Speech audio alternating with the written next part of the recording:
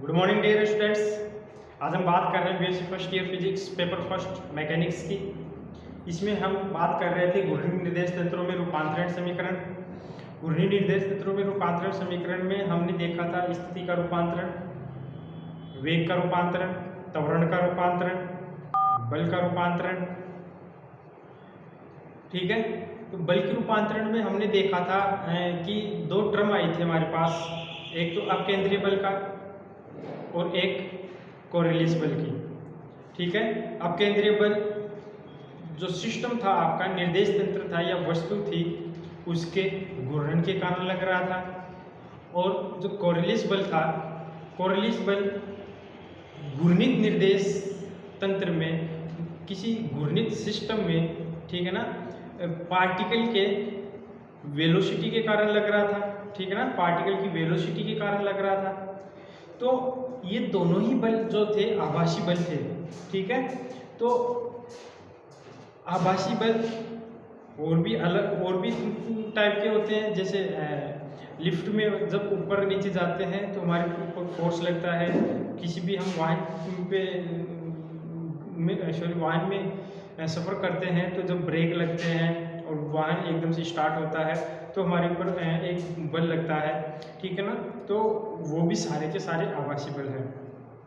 तो सेम इसी तरीके से जो हमारी अर्थ है, ठीक है, जो हमारी अर्थ है वो उत्तर और दक्षिण जो ध्रुव हैं, उत्तर दक्षिण ध्रुव में पश्चिम से पूर्व की ओर घूर्णन गति कर रही है।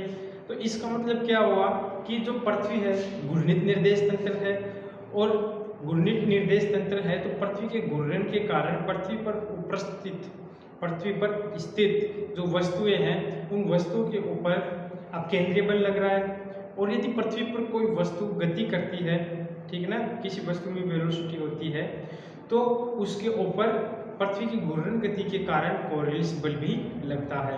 तो आज जो हम बात करने जा रहे हैं वो यही करने जा रहे हैं कि पृथ्वी के सापेक्ष गति, ठीक है ना, पृथ्वी के सापेक्ष गति। तो पृथ्वी के सापेक्ष गति क्या है, अर्थात हम आते हैं 1 मिनट। हमारा जो आज का टॉपिक है वो है पृथ्वी के सापेक्ष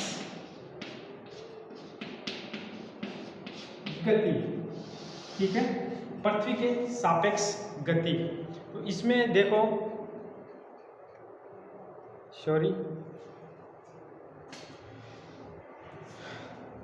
सभी चीज़ों की हम पृथ्वी के सापेक्ष गति देखेंगे। तो पृथ्वी क्या है कि जो उत्तरी दक्षिण ध्रुव हैं उनको मिलाने वाली एक्सिस, अर्थात जिसको हम दूरी बोलते हैं, उस दूरी के सापेक्ष पश्चिम से उत्तर की तरफ रोटेट करती है। ठीक है, रोटेशन के कारण पृथ्वी के ऊपर स्थित जितने भी निर्देश तंत्र हैं, ठीक है, वो सारे निर्देश तंत्र पृथ्वी की जो वेलोसिटी है ओमेगा, ठीक है ना, उस ओमेगा वेलोसिटी से वो भी सारे घूर्णन गति करते हैं। पृथ्वी पर उपस्थित सभी निर्देश तंत्र पृथ्वी के कोणीय वेग ओमेगा से घूर्णन गति करते हैं। ठीक है, जिसके कारण क्या होता है कि पृथ्वी पर स्थित सभी वस्तुओं के ऊपर अपकेंद्रीय बल लगता है और कोरिलेस बल लगता है। ठीक है, तो आज हम बात करेंगे कि पृथ्वी की घूर्णन गति के कारण वस्तुओं पर अपकेंद्रीय बल व कोरिलेस बल का प्रभाव। तो जो फर्स्ट टॉपिक है हमारा वो है, इसमें पृथ्वी के सापेक्ष गति में पहला है अपकेंद्रीय बल का प्रभाव। ठीक है, अपकेंद्रीय बल का प्रभाव, ठीक है ना, इफेक्ट ऑफ सेंट्रीफ्यूगल फोर्स। तो अपकेंद्रीय बल किसके कारण लगता है? देखिए, हमने जब घूर्णी निर्देश तंत्र में रूपांतरण समीकरण पढ़े थे तो हमने वहां पे देखा था अपकेंद्रीय बल क्या होता है, -m omega vector cross omega vector cross r vector. ठीक है ना, ये अपकेंद्रीय बल होता है। तो यहाँ पे जो मेन चीज जो मैं बताना चाह रहा हूँ वो ये है कि जो अपकेंद्रीय बल है वो किसके कारण लग रहा है, वो ये जो ओमेगा है, ओमेगा क्या है, ये निर्देश तंत्र की घूर्णन निर्देश तंत्र का कोणीय वेग है। एंगुलर वेलोसिटी है। तो ये एंगुलर वेलोसिटी के कारण लग रहा है, इसका मतलब अर्थ भी ओमेगा से घूर्णन गति कर रही है, तो अर्थ के ऊपर जो वस्तुएं हैं उनके ऊपर अकेंद्रीय बल कार्य करेगा। तो पृथ्वी का ओमेगा क्या है? पृथ्वी का, इसको बोलते हैं चक्रणीय कोणीय वेग, ठीक है ना। चक्रणीय कोणीय वेग, पृथ्वी का चक्रणीय कोणीय वेग क्या है? ओमेगा, ठीक है। और ये कितना होता है? 2π/T। पृथ्वी का, ठीक है ना, अपनी एक्सिस जो उत्तर दक्षिण दूरों को मिलाने वाली जो एक्सिस है उसके सापेक्ष जो घूर्णन काल है वो कितना है? 24 घंटे का, ठीक है।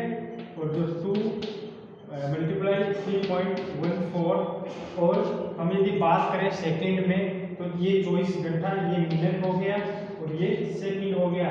इसको आप जब सोल्व करोगे, ठीक है, तो आपके पास जो वैल्यू आएगी वो आएगी 7.29 × 10⁻⁻5 रेडियन पर सेकेंड, ठीक है ना, रेडियन पर सेकेंड, ये वैल्यू आपके पास आएगी। तो ये ध्यान रखना, ये है पृथ्वी का ओमेगा, ठीक है। तो पृथ्वी इस कोणीय वेग से रोटेट कर रही है, ठीक है ना, लगातार अपनी दूरी पर इस कोणीय वेग से रोटेट कर रही है। तो अब इस वेग, कोणीय वेग के कारण पृथ्वी पर स्थित वस्तुओं के ऊपर क्या प्रभाव होता है वो हम देखने वाले हैं, ठीक है। तो इसके लिए हम क्या करते हैं?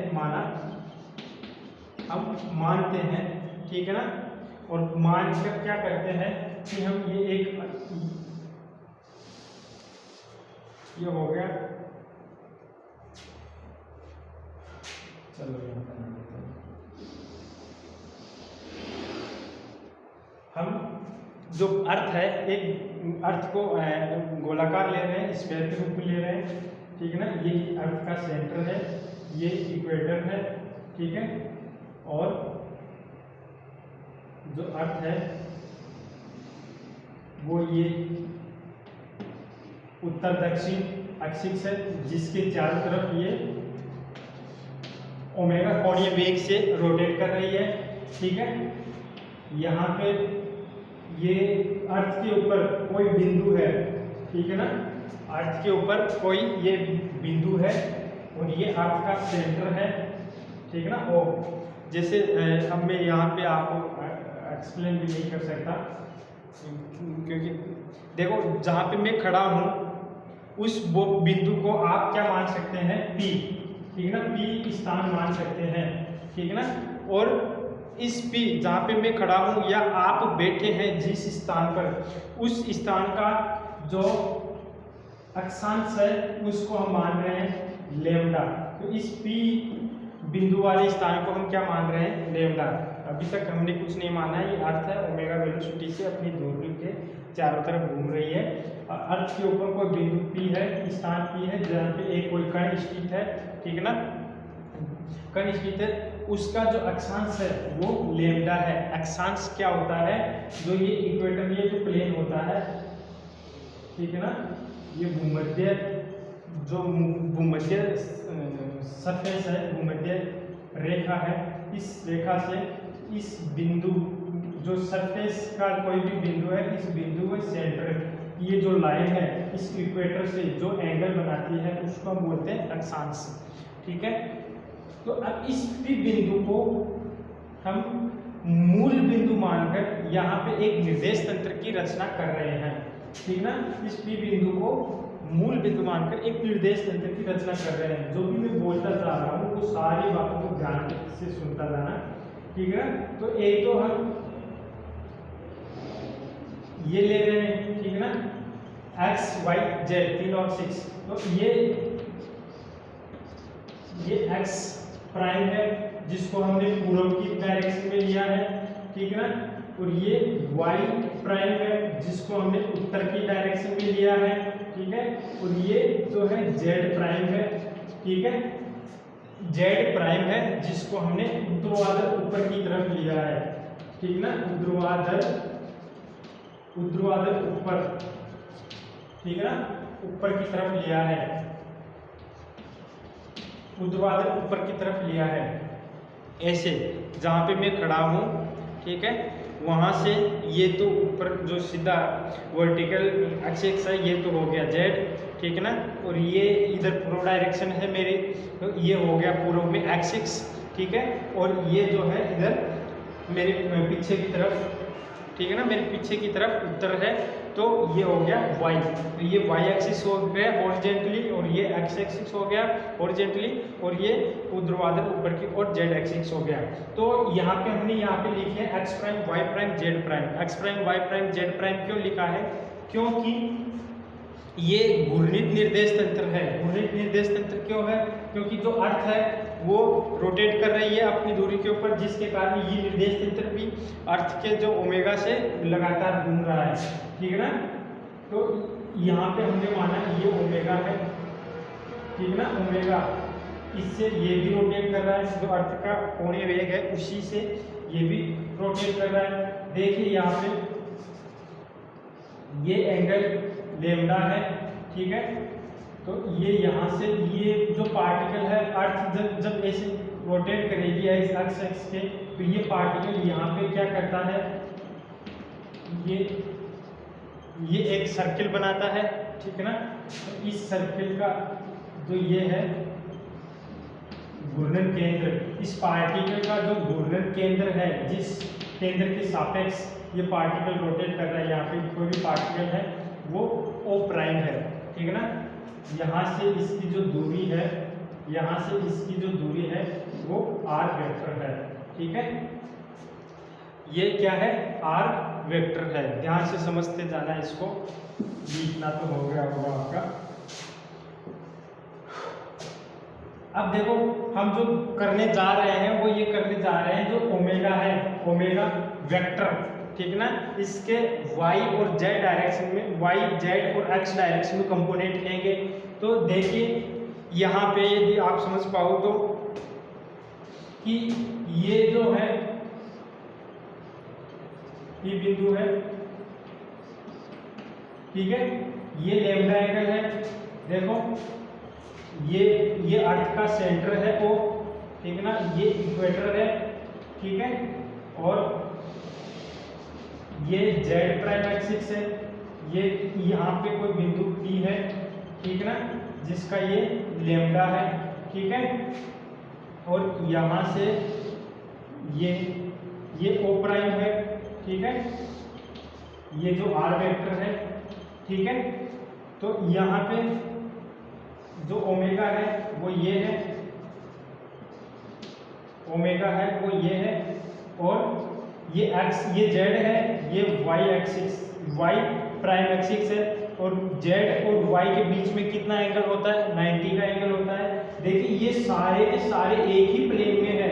जो ये बोर्ड है आपका, ब्लैक बोर्ड है, इसी ब्लैक बोर्ड के प्लेन में है ये सारे के सारे एंगल, ठीक है ना। ध्यान रखना इस चीज को, एक प्लेन में है, इसलिए हम इनको आसानी से कैलकुलेट कर सकते हैं। तो ये लैम्डा है, ठीक है, तो ये लैम्डा है, तो देखो ये भी लैम्डा होगा, एकांतर कोण, ठीक है ना, ये भी लैम्डा है, तो ये लैम्डा है, तो ये देखो इससे और इससे ये जो कट रहा है ये भी लैम्डा है, ठीक है ना, ये लैम्डा है।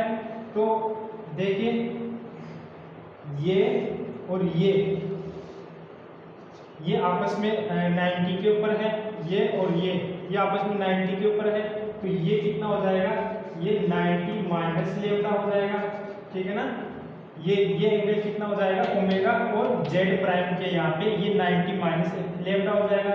अब क्योंकि ये y प्राइम और z प्राइम ये खुद 90 है, तो ये एंगल कितना हो जाएगा? ये वाला एंगल कितना हो जाएगा? ये लैम्डा हो जाएगा, क्योंकि 90 माइनस लैम्डा कितना हो जाएगा? 90 से 19 कैंसिल हो गया और ये लैम्डा बच गया, तो ये लैम्डा हो गया।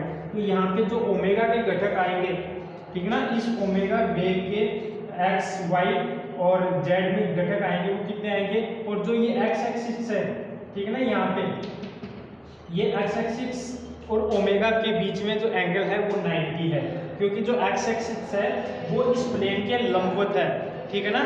जो एक्स एक्स है, एक्स प्राइम एक्स है, वो इस प्लेन के लंबवत है और ये सारे के सारे इस प्लेन के अंदर है, ठीक है।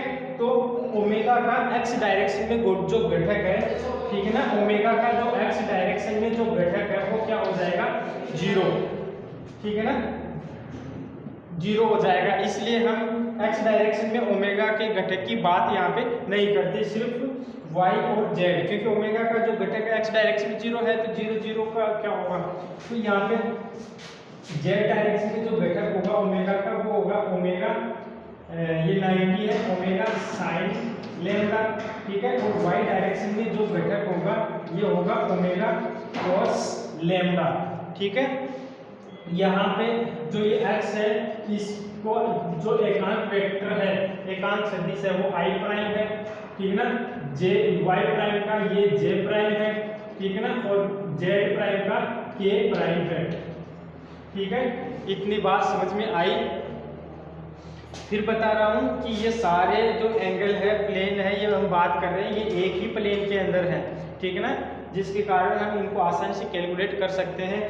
सिर्फ जो x प्राइम एक्सिस है वो इस प्लेन के लंबवत है, ठीक है ना, अंदर की तरफ लंबवत है, जिसके कारण ओमेगा का जो घटक होता है वो 0 होता है, ठीक है। तो अब हम यहाँ पे यदि आप कुछ नोट्स लिखना चाहो तो लिख सकते हो, लेकिन उससे पहले चलो एक बात और बता देता हूँ, फिर हम कंप्लीटली इधर ये काम करेंगे। जो ये आर वेक्टर लिया है, ठीक है ना, आर वेक्टर लिया है, ये आर वेक्टर के भी कंपोनेंट हमको यहाँ पे करने पड़ेंगे। तो देखिए क्या होंगे, क्योंकि अब मैं आपको बता चुका हूँ कि जो ये एक्स प्राइम एक्सिस है ये बोर्ड के लंबवत है, बोर्ड का जो सरफेस है, पृष्ठ है, ठीक है ना, जो तल है तल के लंबवत है, इसलिए इसको हम अंदर की तरफ ले रहे हैं। तो मैं इसको एक बार यहाँ से हटा रहा हूँ, ठीक है। और ये मैं अब क्या जो कर रहा हूँ, मैं आर वेक्टर के घटक यहाँ पे निकाल रहा हूँ, ठीक है। तो आर वेक्टर के घटक निकालने के लिए जो ये वाई प्राइम एक्सिस है वो इधर भी है और मैं इधर माइनस वाई प्राइम, ठीक है ना, इधर की तरफ ये माइनस वाई प्राइम हो जाएगी, अर्थात जो वाई प्राइम हमने उत्तर दिशा में इधर बोर्ड के इस तरफ में पीछे की तरफ ले रहा हूँ, है ना, मेरे पीछे की तरफ वाई प्राइम है, तो आगे की तरफ माइनस वाई प्राइम हो जाएगी। इधर ये x प्राइम है तो इधर ये माइनस एक्स प्राइम हो जाएगी, ठीक है। ऊपर z प्राइम है तो नीचे की तरफ क्या हो जाएगी, माइनस z प्राइम हो जाएगी, तो ये z प्राइम। तो देखिए ये जो r वेक्टर है, इस r वेक्टर को मैंने आगे की तरफ बढ़ाया, तो अब ये भी हमने देखा कि ये जो एंगल है, ठीक है ना, ये एंगल तो है लेम्डा, ठीक है, तो ये बच गया, ये वाला एंगल कितना होगा, ये वाला एंगल कितना होगा, क्योंकि ये z प्राइम और ये y प्राइम, तो ये हो गया 90 माइनस लेम्डा। तो इस डायरेक्शन में, ठीक है ना, माइनस y डायरेक्शन में r का कंपोनेंट क्या हो गया, r साइन लेम्डा, सॉरी, ठीक है ना, r साइन लेम्डा माइनस इधर डायरेक्शन में और z प्राइम की डायरेक्शन में, इस डायरेक्शन में r का घटक क्या हो गया, r cos लेम्डा, ठीक है ना, क्योंकि ये r है, ठीक है ना, ये जो है वेक्टर ये r वेक्टर है, तो r वेक्टर के ये y और z डायरेक्शन में हमको घटक पता चल गए। तो अभी हम यहाँ पे थोड़ी सी थ्योरी लिख लेते हैं, उसके बाद में इसका डेरिवेशन करते हैं, ठीक है। देखिए ये यहाँ पे ये समझने में आ जाता है, लेकिन थोड़ा सा जो एंगल्स होते हैं इनको समझने में थोड़ी प्रॉब्लम होती है। क्यों? क्योंकि हम जैसे यहाँ पे बात करते हैं तो हमारे माइंड के अंदर क्या होता है कि एक पिक्चर बनती है अर्थ की गोल गोल, और फिर उसके ऊपर हम ये एकदम से एंगल बताने स्टार्ट कर देते हैं, तो ये एंगल का पता नहीं चलता कि कौन सा किधर क्या बता रहे हैं। तो इसको 2-3 बार देखना, आप अपने आप पता चल जाएगा। और मेरी बात ध्यान में रखना, इस बात को समझने की कोशिश करना, ये जितने भी हमने ये बात की है वो एक ही प्लेन में की है, एक ही प्लेन में की है, ठीक है ना, ठीक है। जो ये बोर्ड का प्लेन है इसी के अंदर, और जो दूसरा प्लेन है वो एक्स प्राइम वाला प्लेन है, ठीक है ना, जो इस तल के लंबवत है, बोर्ड का जो तल है इसके लंबवत है और अंदर की तरफ है। वहाँ पे ये क्योंकि ओमेगा की वैल्यू 0 हो जाती है, 90 का एंगल होता है ओमेगा और एक्स प्राइम के बीच में, तो ओमेगा का जो घटक है वो 0 हो जाता है, इसलिए हम उस प्लेन की बात नहीं करते, एक ही प्लेन में ये बात कर रहे हैं। समझने की कोशिश करना, थोड़ा सा आके रियलाइज करना माइंड के अंदर कि हम अर्थ के जिस पॉइंट के ऊपर आप बैठे हो, ठीक है ना, जहाँ पे आप बैठे हो वहाँ वो P बिंदु है और उससे आप अंदर की तरफ अर्थ के सेंटर की तरफ आप उसको लेके जाना, ठीक है। तो वहाँ पे आप जो सेंटर है वो O है, वहाँ पे जो इक्वेटर जो भूमध्य रेखा है या भूमध्य जो तल है, ठीक है ना, पृथ्वी के बीच का जो तल है, उससे जो एंगल बन रहा है आपकी पोजीशन का वो है लैम्डा, जिसको हम अक्षांश बोलते हैं, ठीक है। और इस बिंदु के ऊपर हम जहाँ पे खड़े हैं वहाँ पे एक निर्देश तंत्र मान रहे हैं, उसमें हमने माना कि एक्स प्राइम है वो पूर्व की डायरेक्शन में है, वाई प्राइम है वो उत्तर की डायरेक्शन में है और जेड प्राइम है वो ऊर्ध्वाधर ऊपर की तरफ है, ठीक है। अब यहाँ पे जो है, क्योंकि हम यहाँ पे तो है नहीं, इस पोल के ऊपर तो खड़े नहीं है, ठीक है ना, उत्तर में हम किसी यहाँ पे खड़े हैं अलग पोजीशन के ऊपर, तो जो ओमेगा है अर्थ की ओमेगा वो ऊपर की तरफ है, ये ओमेगा ये होगी इस डायरेक्शन में होगी, तो जहाँ पे हम खड़े हैं वहाँ पे पृथ्वी का जो ओमेगा है, पृथ्वी का जो घटक है वो एक्स वाई जेड तीनों डायरेक्शन में उसके कंपोनेंट होंगे, अलग अलग होंगे। तो एक्स डायरेक्शन में क्या कंपोनेंट है, वाई डायरेक्शन में क्या कंपोनेंट है और जेड में इसका ओमेगा का क्या कंपोनेंट है, वो कंपोनेंट हम यहाँ पे निकाल चुके हैं। तो एक्स के अंदर ओमेगा का जो कंपोनेंट है वो 0 है, वाई के अंदर ओमेगा का कंपोनेंट ओमेगा कोस लेम्डा है और जेड के अंदर ओमेगा का जो कंपोनेंट है वो ओमेगा साइन लेम्डा है, ठीक है। क्योंकि हम यहाँ पे खड़े हैं और अर्थ ओमेगा घूम रही है, तो ये हम भी इसके साथ साथ घूम रहे हैं इसकी दूरी के चारों तरफ, तो इसका मतलब हमारा भी यहाँ पे जो घूर्णन केंद्र होगा वो अलग है। तो हमारी जो पोजीशन है उसका इस घूर्णन केंद्र से जो स्थिति सदिश है वो आर वेक्टर है और इस आर वेक्टर के भी हमने कंपोनेंट निकालने की कोशिश की, ठीक है ना।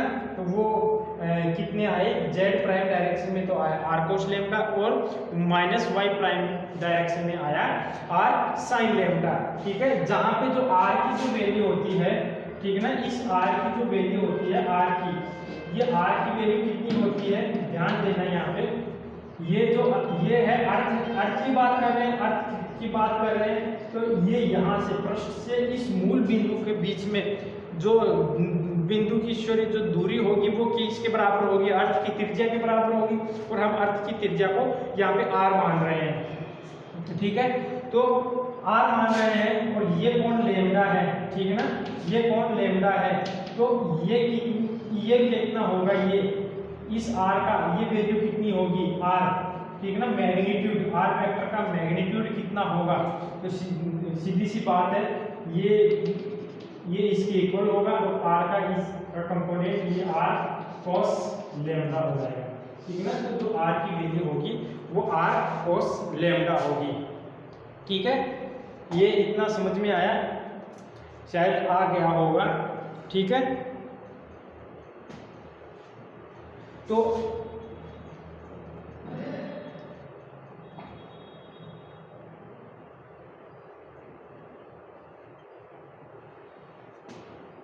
चलो, मैं सोच रहा था कि इसका डेरिवेशन इस वीडियो के अंदर करवाऊं क्या नहीं करवाऊं, क्योंकि यदि मैं इसका डेरिवेशन इस वीडियो में करवाऊंगा तो ये वीडियो बहुत लंबा बन जाएगा, ठीक है, जो फिर आपके हो सकता है कि ऐप के अंदर चले नहीं, ठीक है। तो मैं इसको यहीं पे ड्रॉप कर रहा हूँ, इसको मैंने समझा दिया आपको, इस पूरे पार्ट को आप इस वीडियो में सिर्फ इस पार्ट को समझना, ठीक है ना।